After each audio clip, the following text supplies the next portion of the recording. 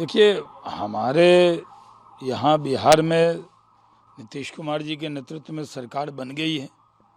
हमारे 2 deputy CM ने शपथ ले लिया है। सरकार 12 तारीख को बहुमत साबित कर देगी, इसमें कोई शक की गुंजाइश नहीं है। और कांग्रेस को अपने विधायकों पर भरोसा नहीं है, इसलिए वो बिहार से बाहर ले गए। हमारे विधायक तो बिहार में ही हैं और जहाँ गया में प्रशिक्षण शिविर है उसमें हम सब विधायक और विधान पार्षद बुलाए गए हैं। हमारे यहाँ ट्रेनिंग कैंप चलता है, उसमें सब विधायक शामिल हो रहे हैं। आरजेडी और कांग्रेस को अपने विधायकों पर भरोसा नहीं है, इसलिए वो तरह तरह की चर्चा कर रहे हैं और बयानबाजी कर रहे हैं कि खेला होगा। खेला तो उनके साथ हो गया जब चुनी हुई सरकार जो बीजेपी जेडीयू की सरकार थी, उस सरकार में घुसपैठ कर गया था राजद, अब वो बाहर हो गया है।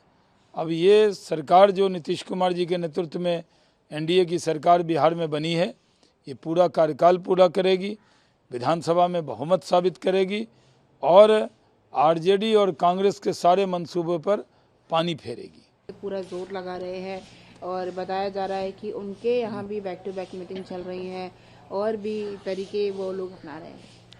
देखिए, भ्रष्टाचार का बहुत सारा पैसा राजद के पास है, वो बहुत से लोगों का ईमान खरीदने की कोशिश कर रही है, लेकिन कितनी भी कोशिश कर ले वो कोई खेला नहीं कर पाएगी। नीतीश कुमार जी के नेतृत्व में हम लोग बहुमत साबित कर देंगे फ्लोर ऑफ द हाउस पे और पूरी तरह से उनकी बयानबाजी धरी की धरी रह जाएगी। जहाँ तक स्पीकर का सवाल है, स्पीकर के खिलाफ अविश्वास प्रस्ताव आया है, उनको खुद ही ये पद त्याग देना चाहिए। अगर वहाँ पे वो पद नहीं त्यागते हैं तो अविश्वास प्रस्ताव के जरिए उनको हटाया जाएगा। टर्म में बड़े फैसले लूँगा, जिसकी तैयारी, जिसके लिए स्कीम के लिए जो रोड मैप होता है वो मैं 1.5 साल से करीब बना रहा हूँ। देखिए, पूरे देश को इंतज़ार है कि जब तीसरी बार मोदी जी आएंगे तो बहुत सारी तरक्की लाएंगे।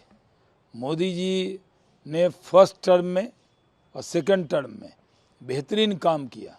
ये पहला चुनाव होगा जब जनता पूरी तरह से इस बात की कोशिश कर रही है कि कब चुनाव हो और कब मोदी जी को तीसरा टर्म दिया जाए। तो इसमें हम लोग एनडीए के साथ 400 से ज़्यादा सीट जीतेंगे और मोदी जी के नेतृत्व में एक स्टेबल सरकार बनेगी। और उन्होंने तो अभी से काम शुरू कर दिया है, क्योंकि वो वर्तमान में तो काम करते ही हैं, भविष्य में किस तरह का देश हो इसके लिए भी अभी से सोचना उन्होंने शुरू कर दिया है। ये जो तीसरा कार्यकाल होगा ये सोने के अक्षरों से लिखा जाएगा, क्योंकि मोदी जी ने 2 कार्यकाल में सिर्फ जो कांग्रेस की गलतियां थीं उसको सुधारने का काम किया और उसके बाद देश को आगे ले जाने का काम किया।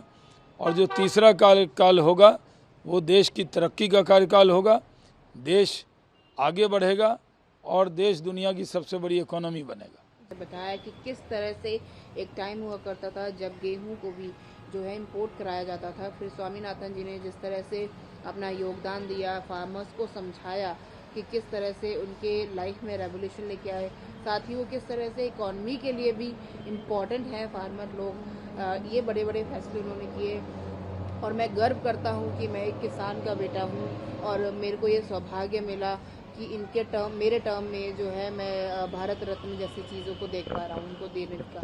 नहीं, उपराष्ट्रपति जी ने एकदम सही कहा है। पहले तो भारत डिपेंड होता था, लाल गेहूं पे PL-70 आता था और हमें बड़े देश धमकी देते थे कि हम गेहूं बंद कर देंगे।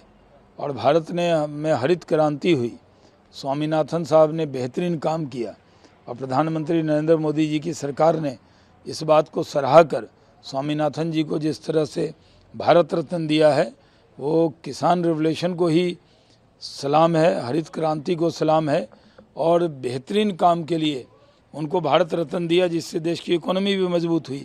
हम किसी पर डिपेंड नहीं रहे, हमारी पूरी ताकत, आर्थिक ताकत तो हमारी बनी क्योंकि किसान खुशहाल हुए।